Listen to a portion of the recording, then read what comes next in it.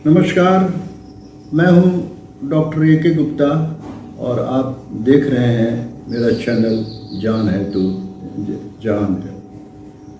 लगभग 1 साल पहले हमारा वीडियो आपने देखा होगा कि जब पेट लगे मटका तो दिल को लगे झटका।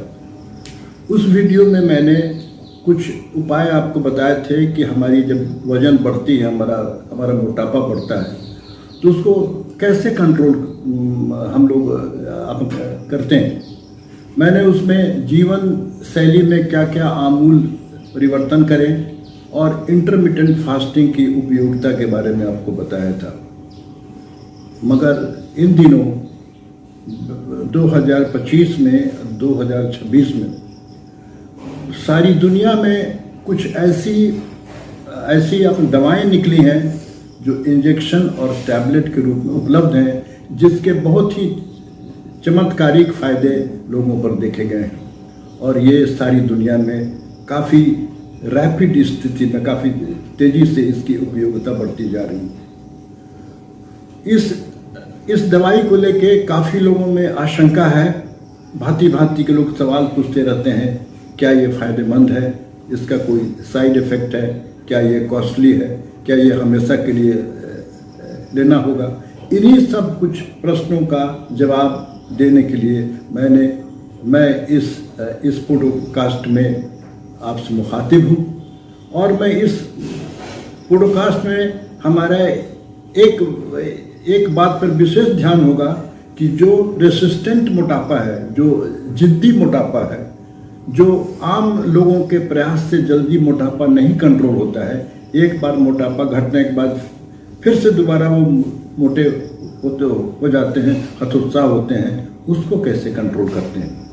मित्रों, आप सभी जानते होंगे कि हमारे आध्यात्म जगत में जब हमारे शरीर के बारे में बातें होती हैं तो अक्सर हमारे विद्वान लोग कहते हैं कि 5 तत्वों से हमारा शरीर का निर्माण हुआ है। ये हैं तत्व: पृथ्वी, जल, वायु, आकाश और अग्नि। मगर आजकल आधुनिक युग में हमारे एडल्ट और हमारे स्कूल में जाने वाले बच्चे भी काफ़ी मोटे होते जा रहे हैं। शहरी क्षेत्रों में खास करके प्राइवेट स्कूल में पढ़ने वाले बच्चों में मोटापा बहुत ही स्पीड में अपना बढ़ता जा रहा है और उनके जो शारीरिक रचना है उसमें 5 तत्वों का जो स्थिति शामिल है वो है pizza, burger, Maggi, cold drinks, ice cream वगैरह और स्पोर्ट्स की एक्टिविटी अपने बिल्कुल नहीं।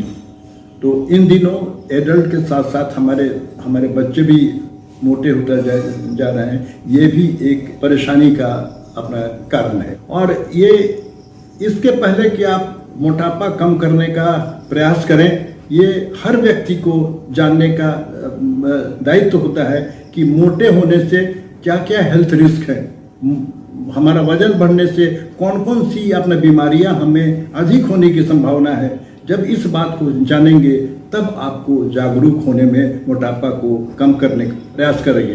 अन्यथा लोग वजन बढ़ने को कोई रोग समझते ही नहीं है।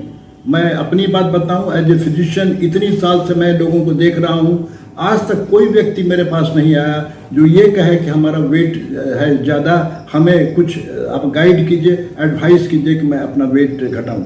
वो डायबिटीज़, ब्लड प्रेशर, ऑस्टियोआर्थराइटिस, अन्य समस्याओं को लेके आते हैं, लेकिन मोटापा को कम करने के लिए हमारे पास या मेरी तरह अन्य डॉक्टरों के पास जाने वालों की संख्या लगभग नगण्य है। तो मैं हेल्थ रिस्क की बात कर रहा था। जो परेशानी मोटे होने से होती है, जिसको हम लोग इन रोगों की माँ कहते हैं, इन रोगों की जननी कहते हैं, वो रोग हैं हार्ट की बीमारियाँ, blood pressure, heart attack, diabetes, PCOS, polycystic disease of ovary, बांझपन, ऑस्टियोआर्थराइटिस, घुटनों में दर्द की शिकायत आजकल सबसे ज़्यादा लोगों को परेशान कर रही है और घुटनों में दर्द की शिकायत महिलाओं में ज़्यादा है और ख़ास करके ऐसी महिलाओं में ये होता है ज़्यादा जो जिनका वेट अपना ज़्यादा है। ऐसे काफ़ी महिलाओं को जानता हूँ जिनका वेट था ज़्यादा और ठेवने में थी दर्द। इनको वेट घटाने से उनका ठेवने का दर्द भी कम हुआ, वेट भी घटा। इसीलिए ये हमें ध्यान देना पड़ेगा कि एक मात्र वेट 5 to 10% भी अपना घटाने से काफ़ी सारे लाभ मिलते हैं। अन्य हेल्थ रिस्क जो इसके साथ देखे जाते हैं वो है खर्राटे लेने की आदत। खर्राटे लेने की आदत अक्सर मोटे लोगों में होती है ज़्यादा, और मोटापा कम करने से ये कंट्रोल भी होता है। खर्राटे भी एक बहुत गंभीर बीमारी है। अगर ये बीमारी नहीं कंट्रोल होती है तो अचानक सडन डेथ, हार्ट अटैक होने का आपको खतरा रहता है। और आज के दौर में 40% लोगों को फैटी लीवर है, और फैटी लीवर भी जिनका वेट है ज़्यादा या जिनको सेंट्रल ओबेसिटी है उसमें अधिक देखा जाता है।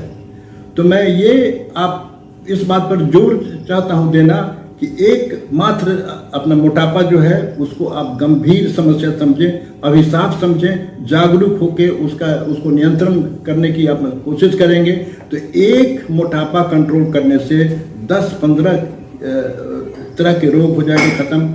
आपको सुन के हैरानी होगी कि कैंसर स्पेशलिस्ट भी इस बात को आजकल मानते हैं और जोर देके कहते हैं कि लगभग 13 टाइप के कैंसर की ज़्यादा मात्रा मोटे लोगों में देखी जाती है। ये कैंसर हैं cancer of the breast, liver, pancreas और इस तरह के अन्य काफ़ी cancer of the large gut. इस तरह के कैंसर के वारदात भी मोटे लोगों में ज़्यादा होते हैं। इतनी बातें जानने के बाद आइए हम बात करते हैं कि हमारा एक्शन प्लान क्या होगा। तो सबसे पहले है कि इस पॉडकास्ट सुनने के बाद एक टेप लेकर के, एक फीता लेकर के, मेजरिंग टेप लेकर के अपने पेट को नाभि के लेवल पर नापें। अगर आप मेल हैं 90 सेंटीमीटर से पेट की गर्थ ज़्यादा है तो आप मोटे हैं। अगर आप महिला हैं तो 85 सेंटीमीटर से ज़्यादा है तो आप मोटे हैं। उसके बाद आपको एक संकल्प लें कि आज ही से मैं प्रयास करूंगा या प्रयास अब करूंगी अपने वेट को घटाने के लिए। और उसके बाद अगला कदम होगा कि आप अपने फिजिशियन से अवश्य मिलें। आप फिजिशियन और डाइटिशियन से, फिजिशियन आपकी जांच करेगा, वो ट्राई करेंगे कि मोटे होने का कोई अन्य कारण, कोई रोग या कोई दवाइयाँ तो नहीं है और आपको क्या उपचार अपना किया जाए। लाइफ स्टाइल मॉडिफिकेशन, खाने पीने में परहेज और एक्सरसाइज इसका मूल मंत्र है। उसके बारे में मैं डिटेल में पहले वीडियो पेट लगे मटका तो दिल को आपको बता चुका हूँ, और उस वीडियो को इस वीडियो के साथ डिस्क्रिप्शन में मैं अटैच कर रहा हूँ ताकि अगर आप नहीं देख पाए होंगे तो उसको अवश्य देख लें। उसके बाद जो थर्ड आती है चीज़ की मॉनिटरिंग करें। हर अपना 15 दिन पर वेट और फीता से नाप के देखें कि आपका वेट अपना घट रहा है कि नहीं। 6 से 8 घंटे की अच्छी नींद मिलने से मोटापा कंट्रोल होता है। स्ट्रेस अगर कंट्रोल में रखेंगे तो उससे भी काफ़ी मोटापा कम होगा। तो इस अभियान पर चलने के पहले एक मजबूत संकल्प लें कि हमको उस समय तक इस बात को अपना प्रयास करेंगे जब तक हमारा मोटापा कंट्रोल नहीं होता है। संकल्प दीर्घकालीन होना चाहिए, लंबे समय के होने चाहिए। मैं आपको बता दूं कि ये इतना डिफ़िकल्ट इशू है, डिफ़िकल्ट टू ट्रीट, कि कम से कम 6 महीना और 3 साल का जब तक आप नहीं करेंगे प्रयास लगातार, तब तक आपका वेट कंट्रोल होने की संभावना बहुत कम है। बहुत कम लोग भाग्यशाली होते हैं जिनको 1-2 महीने में कंट्रोल होता है, अन्यथा it takes very long time. खाने में क्या क्या परहेज करना चाहिए ये आप मेरा उस अपने वीडियो से देख लें। 1-2 बात याद रखें कि खाने की स्पीड को घटाएं। अक्सर मोटे लोग फास्ट स्पीड में खाते हैं, धीरे धीरे खाएं। मार्केट की अपना बनी हुई चीज़, जंक फूड नहीं खाएं। घर का स्वादिष्ट घर का भोजन खाएं, संतुलित और ऐसा भोजन खाएं जिसमें प्रोटीन ज़्यादा हो। एक्सरसाइज के बारे में मैंने उसे बताया था कि मॉर्निंग वॉक के अलावा स्ट्रेंथनिंग एक्सरसाइज, योगा या अपने जिम की लेंगे अपना मदद तो आपको सहायता मिलेगी। इन सब अपना प्रयास को अगर कम से कम 3 महीने आप करते हैं और 3 महीना करने के बाद आपको वेट घटना हो जाता है शुरू, तो इसी तरह अभ्यास को करते रहें, लॉन्ग टर्म में आपको अच्छी सफलता मिलेगी। मगर कुछ लोग ऐसे होते हैं जो 3 महीने के प्रयास के बाद भी उनका वजन टस से मस नहीं होता है, तो ऐसे लोगों को अपने डॉक्टर से मिलके ये राय लेनी चाहिए कि आपको दवाओं की आवश्यकता है कि नहीं। तो उसके लिए जब आप डॉक्टर के पास जाएंगे, मैंने शुरू में कहा था कि मैं जो आजकल की कुछ दवाएं निकली हैं उसके बारे में मैं आपको बताऊंगा, इस बात को ध्यान से सुने। 2025 में 2026 में 2 दवाई लॉन्च हुई हैं जो सारी दुनिया में हंगामा किया है। उसका नाम है सेमाग्लुटाइड और टर्जेपेटाइड। ये दोनों इंजेक्शन के रूप में अवेलेबल है, सेमाग्लुटाइड टैबलेट के रूप में भी उपलब्ध है। इंजेक्शन का इस्तेमाल हो रहा है ज़्यादा, जो लोग इंजेक्शन लेने से डरते हैं उनके लिए टैबलेट भी है उपलब्ध। इंजेक्शन की खास बात है कि ये इंजेक्शन पेनलेस है, स्किन के नीचे लिया जाता है, सप्ताह में 1 बार इसको लेना पड़ता है। साइड इफेक्ट की अगर बात करें तो कुछ लोगों में साइड इफेक्ट देखा गया है, वो है नौसिया, मतली जिसको बोलते हैं, उल्टी, कॉन्स्टिपेशन, कभी कभी अपना डायरिया भी। लेकिन इसकी वारदात जो हम लोगों ने देखा है बहुत ही अपना कम है। गंभीर इसके जो साइड इफेक्ट हैं लॉन्ग टर्म लेने से, एक्यूट पैनक्रियाटाइटिस भी कुछ लोगों को देखा गया लेस देन 1%, और गॉल स्टोन होने की संभावना रहती है। तो इसको इन अपना दवाओं को है कि कितने रोज तक लिया जाए, तो जो ट्रायल हुए हैं उसमें इन दवाओं को 6 महीने से लेकर 3 साल तक को इस्तेमाल किया गया है, तो अच्छी सफलता मिली है। और ये दवाई इतना सफल हुआ है कि इस दवा के आने के बाद से बैरियाट्रिक सर्जरी, जो बहुत मोटे लोग जिनका BMI 40 से अधिक होता था, वो लोग को ऑपरेशन अब कराना पड़ता था। अब ऑपरेशन की नौबत लगभग नगण्य है। ऑपरेशन उनके लिए जिनका BMI इससे कंट्रोल नहीं हो रहा है और बहुत सारी बीमारियां अपने शरीर में। इंजेक्शन के बारे में जो लोगों को खौफ है कि ये हमको नुकसान करेगा, ऐसी बातें नहीं है। एक ही दिक्कत है इसके साथ कि it is a bit expensive. लगभग इसमें 3 से 4 हज़ार रुपया महीना पर मंथ खर्चा आता है, जो आम लोगों के लिए थोड़ी परेशानी का है कारण। सबसे एक लोग सवाल पूछते हैं, क्या इंजेक्शन की आवश्यकता हर अपने मोटे लोगों को होती है? ऐसा नहीं है। जिनका BMI 30 के ऊपर है उनको, और जिनका BMI 27 से ज़्यादा है और साथ में डायबिटीज़, ब्लड प्रेशर या नाक बजने की आवाज़ वारदात या ऑस्टियोआर्थराइटिस है, कोमॉर्बिड स्टेट बोलते हैं उसको, अगर अन्य बीमारियां हैं तो उनको 27 के ऊपर से अपने दवाओं को स्टार्ट करना चाहिए। जिनका BMI इससे अपना कम है उनको ये इंजेक्शन या टैबलेट लेने की आवश्यकता नहीं है। तो मैं समझता हूँ कि इस पॉडकास्ट में मैंने अपनी दवाओं के बारे में आपको नई बात बताई। एक्शन प्लान में अंत में इस वीडियो को ख़त्म करने के पहले मैं 1-2 बात पॉइंट को पर जोर चाहता हूँ देना कि आप वेट को लेकर के गंभीर हों, जागरूक हों। अपने जैसे वेट आप नापते हैं, BP नापते हैं, अपने पेट के अपने गर्त को भी मॉनिटर करते रहिए। 90 सेंटीमीटर से ज़्यादा है या 85 सेंटीमीटर से महिलाओं में ज़्यादा, ये खतरे की घंटी है।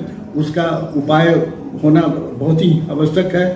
एक अच्छे जीवन शैली को अपनाएं, हेल्दी लाइफ स्टाइल, और एक्सरसाइज इज़ मोर इम्पोर्टेंट। सक्रिय रहें।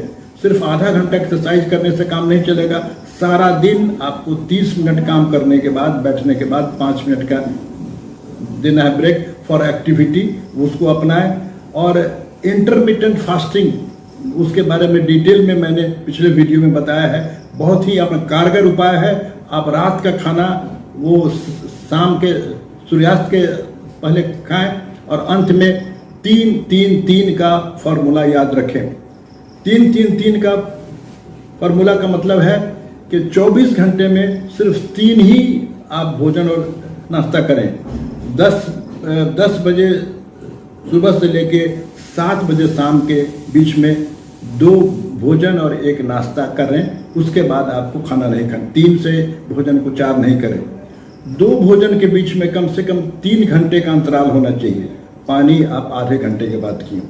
दूसरा फार्मूला नंबर 3 का है कि 3 लीटर पानी 3 बजे अपने दिन तक अवश्य पी लें। सुबह से लेकर 3 बजे तक गिनती करके 3 लीटर पानी या 3 अब बिस्लरी बोतल का पानी पिए।